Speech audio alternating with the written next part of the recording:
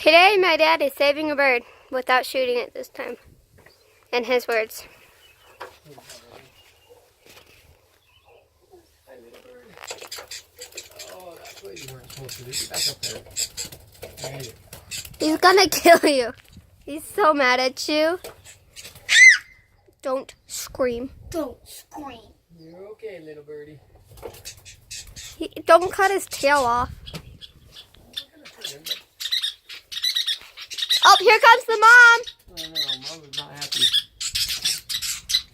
There's the mama bird.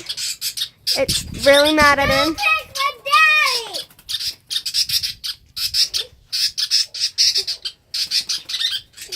The bird up there is like freaking out. But like the bird and the thing is caught in like cotton or something. Well, yeah, the nest, I guess. I don't know if that little bird can even fly yet. That's the mom. My dad's trying to cut it free. Okay. He's free. Are you gonna pick it up? There he goes.